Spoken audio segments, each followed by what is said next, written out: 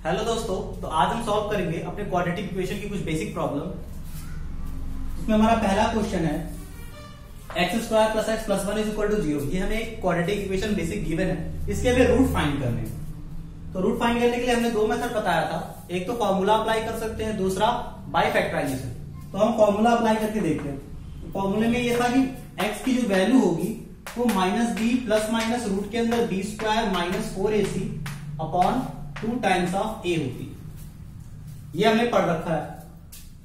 तो अगर आप कैलकुलेट कर A X square plus B X plus C is equal to zero से इसे कंपेयर करें तो ए की वैल्यू आएगी 1, बी की वैल्यू आएगी 1, सी की वैल्यू आएगी 1। तीनों की वैल्यू 1 1 बना जाएगी।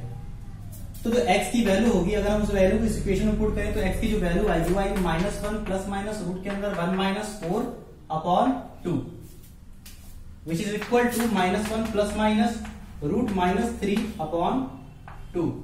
रूट के अंदर निगेटिव आ रहा है, इसका मतलब इस क्वेश्चन का डिस्क्रिमिनेंट जो बी स्क्वायर माइनस 4ac होता था, B square minus 4ac minus 3 आ रहा है। अगर डिस्क्रिमिनेंट नेगेटिव होता था तो हम कहते थे कि ये जो इक्वेशन है इसके रियल रूट नहीं होंगे, इसके इमेजिनरी रूट होंगे। और दिख भी रहा है, हमने बताया था अगर रूट के अंदर -5 आएगा तो इसे i√5 लिखते हैं, अगर रूट के अंदर -7 आएगा तो इसे i√7 लिखते हैं। इस तरह से लिखते हैं, या कोई और आएगा। तो वैसे यहाँ अगर -3 आया है तो इसे हम लिखेंगे -1 प्लस माइनस i√3/2। तो ये x की वैल्यू आ जाएगी। प्लस और माइनस के साथ साथ दो वैल्यू एग्जिस्ट करेगी, एक -1 जिसकी वैल्यू हम कह सकते हैं, अगर हम प्लस लें इसके साथ तो अगर एक बार प्लस कंसीडर करें तो ये वैल्यू हो जाएगी -1 प्लस i√3/2, और एक बार अगर माइनस कंसीडर करें तो ये वैल्यू हो जाएगी -1 i√3/2 माइनस i√3/2। ये दो वैल्यू अल्फा और बीटा की आ जाएगी। फर्दर हम इस इक्वेशन को ध्यान से देख लीजिए, इसको हम आगे भी पढ़ने वाले हैं कॉम्प्लेक्स नंबर में, जिसमें इसको ओमेगा कहा जाता है और इसको ओमेगा स्क्वायर कहा जाता है। ये बाद में आएगा, कॉम्प्लेक्स नंबर के जब हम वीडियो पढ़ेंगे तब उसमें आएगा। तो हमारा पहला क्वेश्चन ये सॉल्व होता है। इस पे यहाँ पे कुछ इंपॉर्टेंट पॉइंट नोट करने वाले हैं, जिसमें से पहला पॉइंट ये है कि अगर कोई भी क्वाड्रेटिक इक्वेशन, जैसे हमने प्रीवियस वीडियो में पढ़ा था इस क्वाड्रेटिक इक्वेशन के बारे में, X square minus 5x plus 6 is equal to 0, ये क्वाड्रेटिक इक्वेशन थी। तो इस क्वाड्रेटिक इक्वेशन के दोनों रूट रियल थे। यहाँ पे जो क्वाड्रेटिक इक्वेशन लिखा है मैंने, उसके दोनों रूट इमेजिनरी है। तो ये रूल भी होता है, उसमें से कुछ रूल्स है, जिसमें से पहला रूल है कि कोई भी क्वाड्रेटिक इक्वेशन हो उसके दोनों रूट या तो रियल होंगे या तो दोनों रूट कॉम्प्लेक्स होंगे। ऐसा नहीं हो सकता कि एक रूट रियल एक रूट कॉम्प्लेक्स हो। सेकेंड पॉइंट, अगर रूट इमेजिनरी है या कॉम्प्लेक्स है, अगर रूट इमेजिनरी है या कॉम्प्लेक्स है, उन्हीं को कॉम्प्लेक्स नंबर भी बोला जाता है, तो वो आपस में एक दूसरे के कॉन्जुगेट होते हैं। कॉन्जुगेट होने का क्या मतलब है, एक रूट अगर a प्लस आई भी होगा तो दूसरा रूट a माइनस आई भी होगा। ये कॉन्जुगेट होने का मतलब है। इसका मतलब अगर मैं कह दूं कि एक क्वाड्रेटिक इक्वेशन है जिसका एक रूट 2 प्लस i√3 है, तो इसका मतलब ये भी हो जाएगा कि दूसरा क्वाड्रेटिक इक्वेशन 2 माइनस i√3 होगा। ये दूसरा पॉइंट।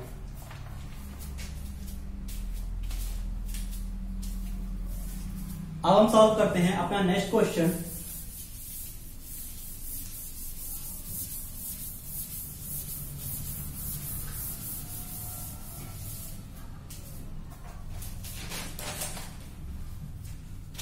नेक्स्ट क्वेश्चन है, हमें एक क्वाड्रेटिक इक्वेशन फाइंड करनी है। जिसका एक रूट अल्फा गिवन है 3 प्लस 4i। मतलब हमें एक ऐसी क्वाड्रेटिक इक्वेशन फाइंड करनी है जिसका एक रूट अल्फा 3 प्लस 4i का। अच्छा, तो इसे कैसे सॉल्व करेंगे? हम जानते हैं कि क्वाड्रेटिक इक्वेशन रूट से कैसे फाइंड की जाती है, या तो इस तरह से X square plus alpha plus beta into X plus alpha into beta is equal to 0, या तो इस तरह से आप सॉल्व कर लें, या तो X minus alpha X minus beta is equal to 0। दोनों फॉर्मूले में से कोई भी एक फॉर्मूला अप्लाई करेंगे तो हमें रूट से क्वाड्रेटिक इक्वेशन फाइंड करने में आसानी हो जाएगी। तो ये तरीका है, लेकिन ये तो हम तब अप्लाई कर सकते हैं कि जब हमें दोनों रूट मालूम हो। लेकिन इस क्वेश्चन में सिर्फ और सिर्फ एक रूट मालूम है।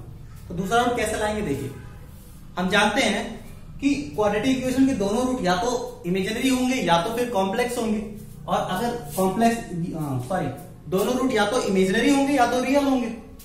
अगर ध्यान से देखें तो इसका एक रूट इमेजिनरी है, तो मस्ट है कि जो दूसरा रूट होगा बीटा वो भी इमेजिनरी होगा। अगर वो भी इमेजिनरी ही होगा तो इमेजिनरी के बारे में एक कंडीशन, सेकंड पॉइंट में हमने ये पढ़ा था, दूसरा एक कंडीशन और थी कि अगर रूट इमेजिनरी होंगे, हमें इतना पता चल चुका है कि बीटा भी इमेजिनरी होगा। इसमें हमने एक टॉपिक और एक पॉइंट और पढ़ा था कि अगर दोनों रूट इमेजिनरी होते हैं तो वो दोनों एक दूसरे के कॉन्जुगेट होते हैं। इसका मतलब एक अगर 3+4 आई है तो दूसरा 3-4 आई है, तो ये दूसरा रूट हमें मालूम हो गया। अगर हमें दूसरा रूट पता चल चुका तो हम अल्फा प्लस बीटा की वैल्यू निकाल सकते हैं यहां पुट करने के लिए। अल्फा प्लस बीटा क्या होगा, 3+4i 3-4i which is equal to 6। Alpha plus beta पता चल चुका, अब हम अल्फा इंटू बीटा, आप ये कोई भी इक्वेशन अप्लाई कर सकते हैं, मैंने ये अप्लाई कर लिया। आप अल्फा इंटू बीटा की वैल्यू निकाल सकते हैं। अल्फा इंटू बीटा की वैल्यू निकालने के लिए हमें क्या करना पड़ेगा, इसका मल्टीप्लीकेशन, यानी 3+4i मल्टीप्लाई बाई 3-4i। अगर 3+4i 3-4i वैल्यू निकाले जाएंगे तो a plus B a minus B का फॉर्मूला अप्लाई करेंगे तो 9 - 16 इंटू आई स्क्वायर आ जाएगा। आई आयोटा होता है जिसमें आई की वैल्यू आई होती है, लेकिन आई की वैल्यू रूट के अंदर -1 होती है, तो आई स्क्वायर कितना हो जाएगा, -1। अगर आई की वैल्यू रूट के अंदर -1 है तो आई स्क्वायर की वैल्यू -1 हो जाएगी। तो यहाँ आई स्क्वायर की वैल्यू -1 पुट करेंगे तो 9 + 16 हो जाएगा 25। इसका मतलब दोनों का प्रोडक्ट अल्फा इंटू बीटा की वैल्यू 25 है। तो जो हमारा क्वाड्रेटिक इक्वेशन हो जाएगा वो हो जाएगा x² - 6x + 25 = 0। ये आपका फाइनल आंसर हो गया। अब हम थर्ड क्वेश्चन पे बढ़ते हैं।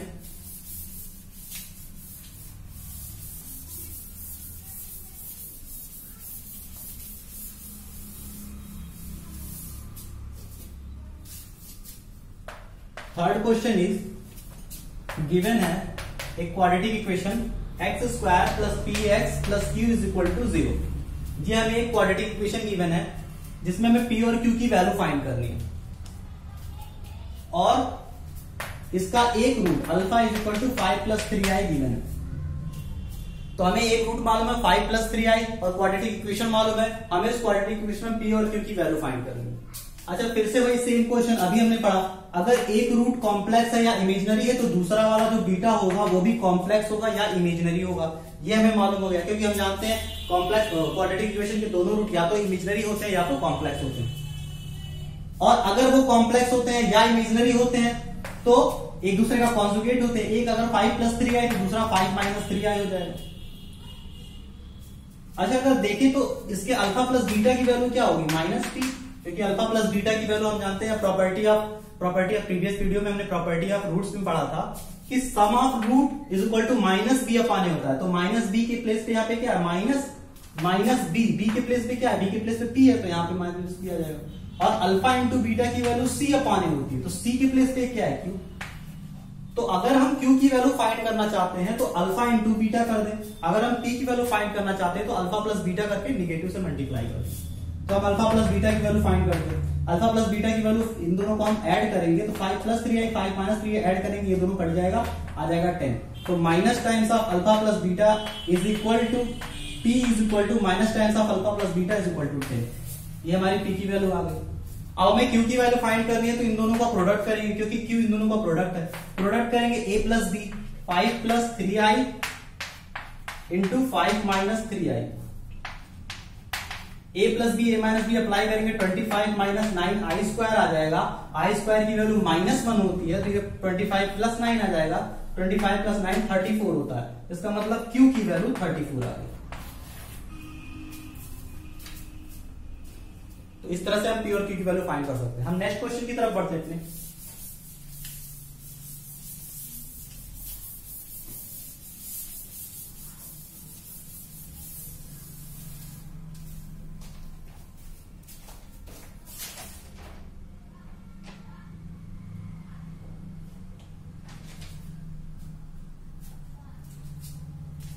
एक क्वाड्रेटिक इक्वेशन गिवन है, ये हमारा फोर्थ क्वेश्चन होगा, ax² + bx + c = 0।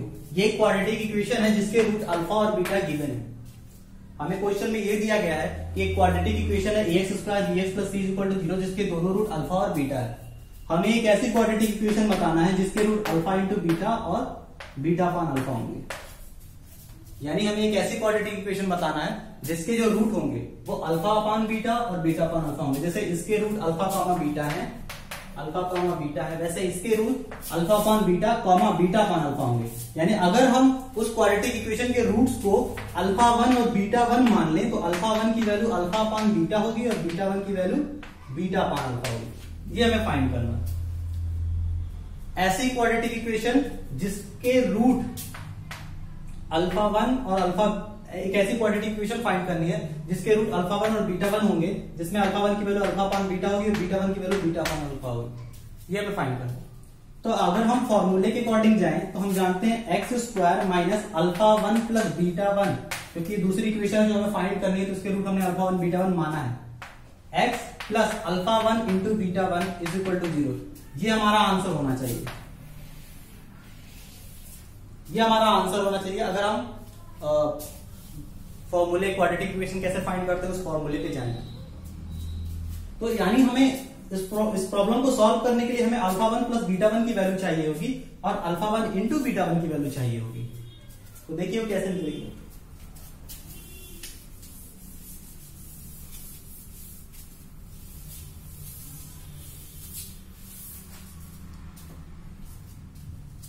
Alpha 1 plus beta 1 is equal to alpha upon beta plus beta upon alpha होगा, which is equal to alpha upon beta alpha square plus beta square. ये हो जाएगा। अच्छा यहां से देखिए इस इक्वेशन के रूट अल्फा और बीटा थे, इसका मतलब अल्फा प्लस बीटा की वैल्यू माइनस बी अपॉन ए होगी और अल्फा इंटू बीटा की वैल्यू सी अपॉन ए होगी। ये नोन इंफॉर्मेशन है फ्रॉम दिस इक्वेशन। अगर ये इस इक्वेशन के दोनों रूट अल्फा और बीटा हैं तो अल्फा प्लस बीटा की वैल्यू माइनस बी अपॉन होनी चाहिए और अल्फा इंटू बीटा की वैल्यू सी अपॉन ए होनी चाहिए। हमें निकालना अल्फा 1 और बीटा 1 है। अल्फा 1 और बीटा 1 हमारे नए इक्वेशन, जो इक्वेशन में फाइंड करनी है उसके रूट्स हैं। और अल्फा 1 की value alpha upon beta, beta 1 की वैल्यू बीटा अपॉन अल्फा। अगर हम इसे सॉल्व करेंगे तो ये हो जाएगा। देखिए हमें अल्फा इंटू बीटा की वैल्यू मालूम है और अल्फा प्लस की वैल्यू, इसकी वैल्यू नहीं मालूम है, तो इसे सबसे पहले इन दोनों के फॉर्म में कन्वर्ट करेंगे। Alpha square plus beta square को लिखा जा सकता है अल्फा प्लस बीटा का square minus 2 times of alpha beta. ये हम लिख सकते हैं अगर आप सिंपल प्रॉपर्टी यूज करें तो यहां पे भी हम वही करेंगे। ये जो टर्म है अल्फा स्क्वायर बीटा स्क्वायर, इसके प्लेस पे लिखेंगे अल्फा प्लस बीटा का whole square minus 2 times of alpha beta upon alpha into beta. Value put कर देते हैं। वैल्यू अगर पुट करेंगे तो हो जाएगा माइनस बी अपॉन ए का square minus 2 times of C upon A upon C upon A. इसे अगर हम सॉल्व करेंगे तो ये हो जाएगा B square upon A square upon C by A minus 2। एक ए से एक कैंसिल हो जाएगा और ए नीचे आ जाएगा तो ये हो जाएगा बी स्क्वायर अपॉन ए सी माइनस 2। ये हमारा आ गया alpha 1 into alpha 1 plus beta 1। इसे नोट कर लेते हैं। अल्फा 1 प्लस बीटा 1 की जो वैल्यू आई है वो है बी स्क्वायर अपॉन ए सी माइनस 2। अब हम फाइंड करेंगे alpha 1 into beta 1।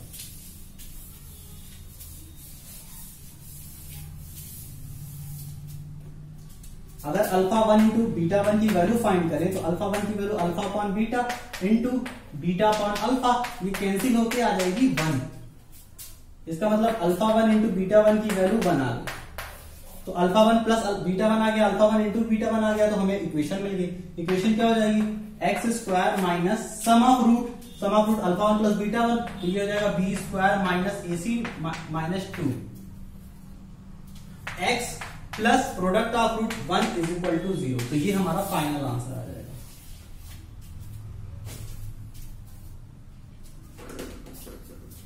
Next question की तरफ बढ़ते हैं।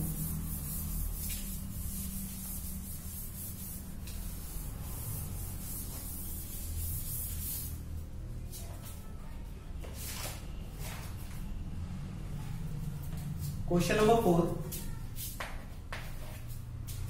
5 sorry. Find value of A, हमें ए की वैल्यू फाइंड करनी है। Find value of A such that 3x square plus 7 plus a into X plus 8 minus a is equal to 0 having equal roots. मतलब हमें a की value find करनी है कि a की वैल्यू क्या होगी such that this equation have equal root. इस इक्वेशन के दोनों रूट्स इक्वल हैं आपस में। तो हमने पढ़ा था कि दोनों रूट इक्वल होने की कंडीशन क्या होती है, डिस्क्रिमिनेंट की वैल्यू जब 0 होती है। प्रीवियस लेक्चर में हमने पढ़ा था कि डिस्क्रिमिनेंट की वैल्यू जब 0 होती है, d की वैल्यू जब 0 होती है तब दोनों रूट आपस में इक्वल होते हैं। यानी अगर हम ये चाहते हैं कि इस इक्वेशन के रूट्स इक्वल हो जाए तो हमें इसकी d की वैल्यू 0 करनी पड़ेगी। d क्या होता है, b स्क्वायर माइनस 4ac, इसकी वैल्यू 0 करनी पड़ेगी। b स्क्वायर कैसे निकलेगा, 7 प्लस a का square minus 4 times of a 3 है, c की value 8 minus a is equal to 0। Calculate करने की कोशिश करें तो 49 plus a square plus 14a minus 4 3 12, 12 8 या 96 प्लस 12 इक्वल टू 0। और सिंप्लीफाई करें तो ये a स्क्वायर और इन दोनों से ये 26 से हो जाएगा माइनस 96 माइनस अगर हम 49 करेंगे तो ये 7 और 47 आ जाएगा विच is equal to 0।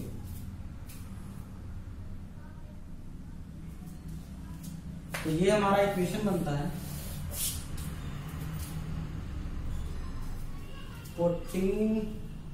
7 plus a का square b square 14 plus a square plus 7 to the 48 4 to the 12 4a 4ac 4 to the 12 12 8 96 minus plus 12a। ठीक है, तो a की वैल्यू हमारी ये आ जाएगी a स्क्वायर प्लस 26a और 47 इज इक्वल टू 0। ये हमें वो क्वाड्रेटिक इक्वेशन मिल जाएगी जिसको अगर हम सॉल्व करें तो हमें a की ऐसी वैल्यू मिल जाएगी जिसपे इस इक्वेशन के रूट्स जो होंगे इक्वल आ जाएंगे।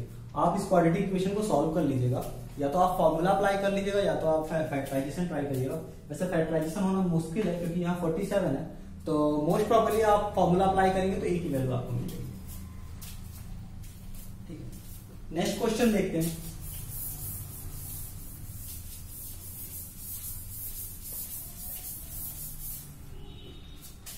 Question number 6. If R be the ratio of root,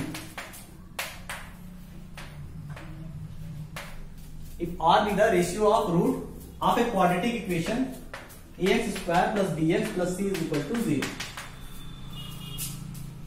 If R be the ratio of roots ax square bx plus c is equal to 0, तो हमें प्रूफ करना है कि r plus 1 upon r plus 1 का square upon r is equal to b square upon ac। ये हमें proof करना है। ठीक है, r be the ratio of roots, इसका मतलब ये हुआ कि अल्फा अपॉन बीटा की वैल्यू r आ रही है। तो अगर हम एक रूट को अल्फा कहते हैं तो दूसरा रूट, एक रूट को अगर हम कुछ भी कहते हैं, इन दोनों का रेशियो अगर r है या कुछ भी मान सकते हैं, beta upon alpha is equal to r मान सकते हैं। दोनों का ratio beta upon alpha is equal to r। तो अगर हम पहले रूट को अल्फा कहते हैं, पहले रूट अल्फा है, तो बीटा की वैल्यू क्या हो जाएगी, अगर इसे इधर ट्रांसफर करेंगे तो अल्फा टाइम्स ऑफ r हो जाएगी। एक अगर अल्फा होगा तो दूसरा root alpha times of r हो जाएगा। तो हमें दोनों रूट मिल गए, अल्फा एंड अल्फा r, ये दोनों रूट है हमारे, अल्फा और बीटा। अच्छा, दोनों रूट मिल गए तो अब हम क्या करेंगे, पहले हम अल्फा को रिमूव करने की कोशिश करते हैं। अल्फा रिमूव करने के लिए अल्फा की वैल्यू मालूम होनी चाहिए। प्रॉपर्टी अप्लाई करेंगे, सम ऑफ रूट यानी alpha plus alpha into R, sum of root is equal to minus B upon A. Product of root यानी alpha square into R, alpha square into R की value, product of root यही होगा alpha into R, तो alpha square into product of root हो जाएगा सी by A. Okay, अगर इसमें हम इसको और सिंप्लीफाई करें तो ये हो जाएगा alpha times of 1 plus r which is equal to minus B upon a. इस इक्वेशन में अगर हम दोनों साइड स्क्वायर कर दें, अगर इस इक्वेशन में दोनों साइड स्क्वायर कर दें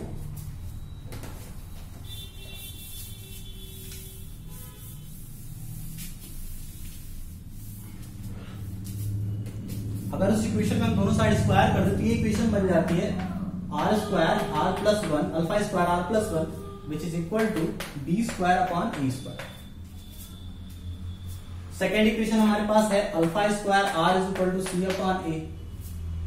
ऑन डिवाइडिंग बोथ इक्वेशन, इन दोनों इक्वेशन को आपस में अगर हम डिवाइड करें तो अल्फा स्क्वायर कैंसिल हो जाएगा, अल्फा स्क्वायर कैंसिल हो जाएगा, यहां बचेगा आर प्लस वन का square upon R is equal to B square, एक ए से एक ए कैंसिल हो जाएगा अपॉन ए से, हेल्स तो यही हमें प्रूफ करना है।